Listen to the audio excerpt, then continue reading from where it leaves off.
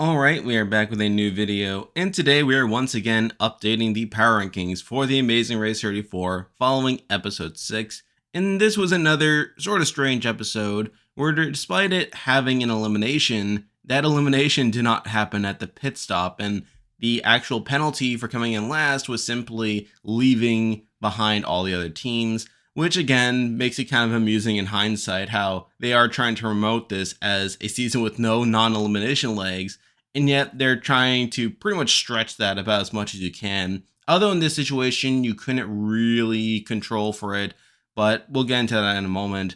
But there are 8 teams to talk about, and let's not waste any more time. Let's get right into the video. So starting off at number 8, we have the team that was eliminated at the beginning of this episode. But here we have Abby and Will, who were pulled from the race due to testing positive for COVID.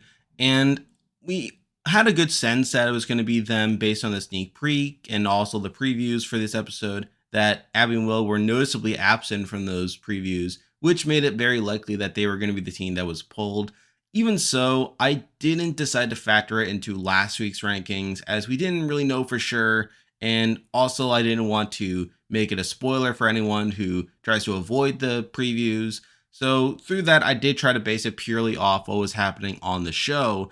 And honestly, it did kind of make sense for Abby and Will to be the team here, as they were a bit quiet in the edit. It didn't really seem like the show was trying to make us that invested in them, which I did find pretty strange considering I did find them to be a solid team right off the bat. And yes, while their actual performance wasn't exceptional, I mean, they were pretty much in the middle of the pack for a lot of it. I did find that they were a team that could have done much better if they had been allowed to continue. I felt like they were in line with another team that we'll be talking about soon, who could have gotten more comfortable in the race and through that being more consistent over time.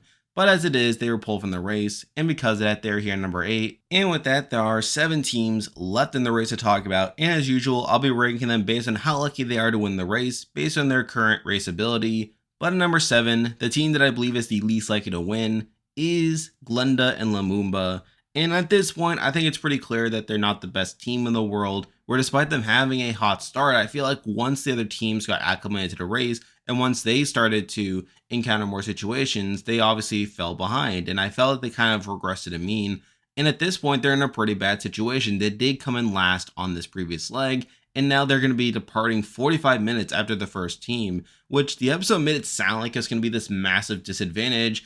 But honestly, I didn't feel like it was going to be that much. I mean, they were really just trying to make a meal out of how bad it would be to come in last, even though they weren't going to be outright eliminated. But even so, I still feel like at this point, they're pretty much in the back of the pack, and they haven't really recovered from their early finish. And at this point, I'm starting to think that their early success was more so because other teams weren't acclimated to the race.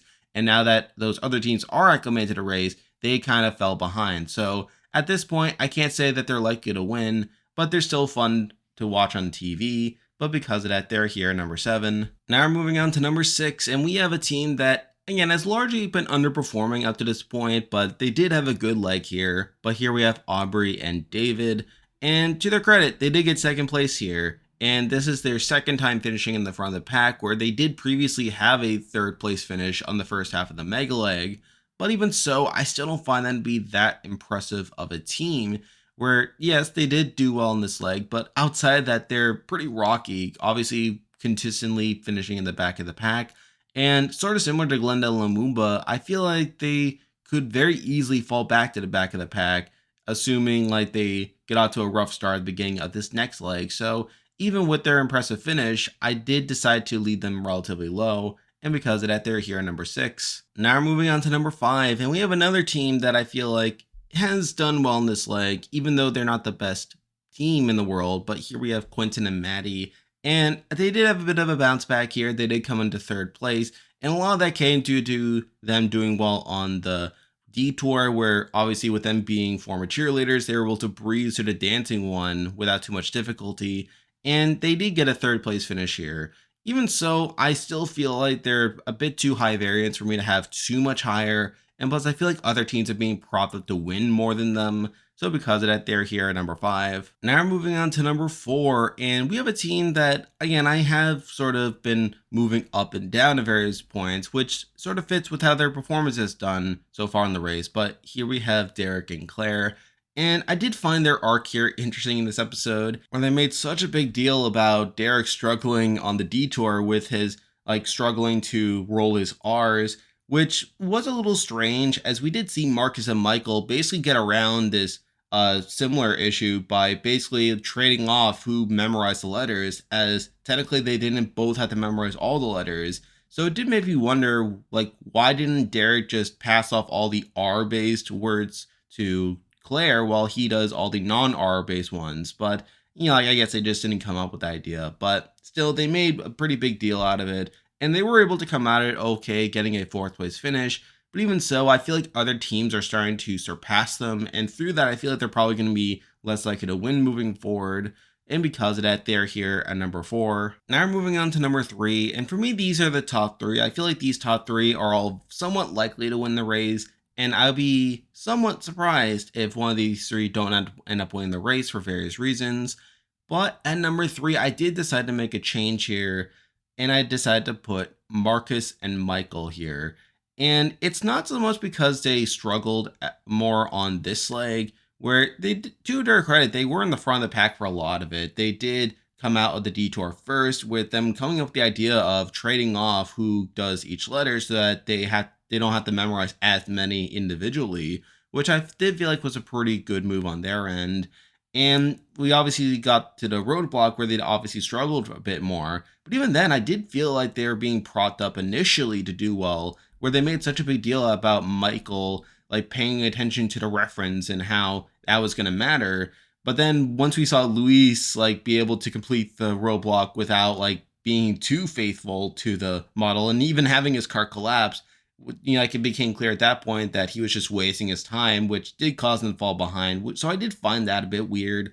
But the main reason that I decided to drop them down to 3 this week is because I feel like the edit is sort of dunking on them at certain points, despite them doing pretty well on the race. And this wasn't the first time that we saw this, but we have seen these moments where it did seem like they're given these dodo moments, even in previous episodes where they did seem to struggle a bit, they did make the wrong decisions.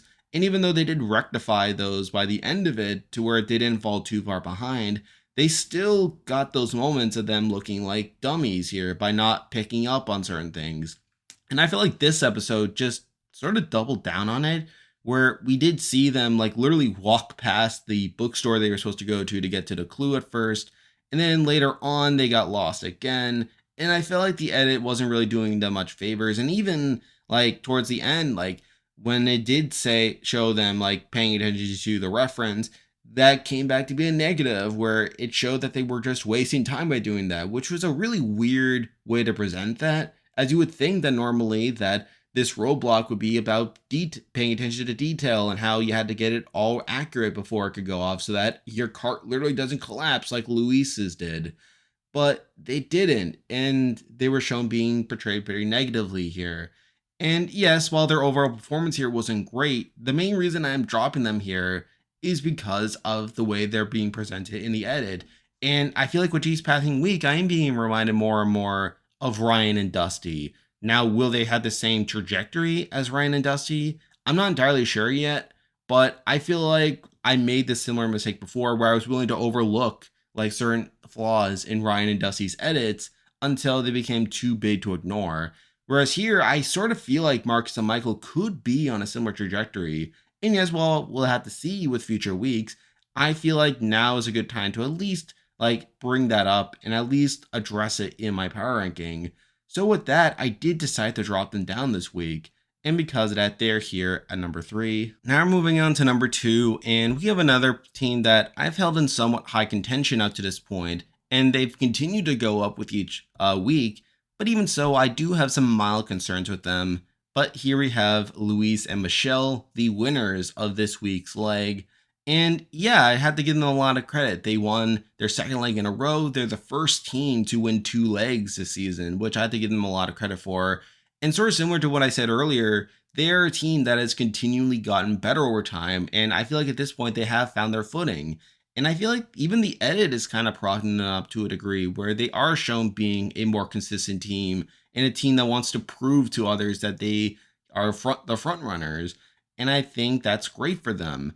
Now, there's obviously some knocks. Like, I don't love the whole Roblox situation where I did feel like it was being set up for them to lose the leg, with Luis like saying how it didn't have to be perfect when he was constructing the wagon, and how that was going to come back to bite them when they came for a check and they turned it down because he like was too sloppy. But for whatever reason, they decided to pass him, and I guess it wasn't a pay attention to detail task.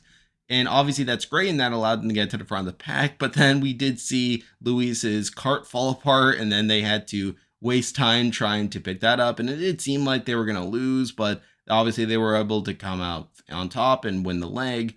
So I feel like with them like picking at their performance and them sort of being propped up in the edit, I feel like they at this point are a pretty solid team, and I feel like they're a pretty good team set up for a deep run. But even so, I still feel like there are enough knocks based on like what we've seen from them so far to where I don't have them at the very top of the list, though I could see them moving up moving forward. But for now, I do have them here at number 2. And now, at number 1, the team that I believe is the most likely to win the Amazing Race 34 right now is Emily and Molly. And I feel like my opinion of them hasn't changed too much. Now, it does seem like their leg injury has become a bigger focus in the edit, which honestly could be a red flag if I'm being honest, and that could come back to bite them. Or it could just be like another sign of their adversity and how they had to push through this and come out on top. And while their performance on this leg wasn't great, they did ultimately get a 6th place finish here. I still feel like they're being set up as major characters for the season, and I feel like they could end up being underdogs by the end of the season, having to take on these bigger teams like Marcus and Michael and Luis and Michelle. You know, again, that could set them up for a win. Now, alternatively, they could just be set up for like a late game boot, and through that, they could have this whole journey edit where they really grew to know each other and they could just be like fan favorite characters. So I could see that trajectory happening for them as well, which in that case they wouldn't win, of course. But I still feel like they have enough set up for a potential storyline to win that I did decide to have them here at number 1. And there we go, that will do it for this week's video. If you like this content, be sure to like and subscribe, it really helps out with the channel. Now I'll be back again next week to update the power rankings again, so stay tuned for that. I'm also covering Survivor 43 right now and updating power rankings for that show as well, so be sure to follow those. And if you haven't already, be sure to join my Discord server, which I'll leave a link to join in the description. There's a lot of stuff coming your way, but for now, that's the video. See ya.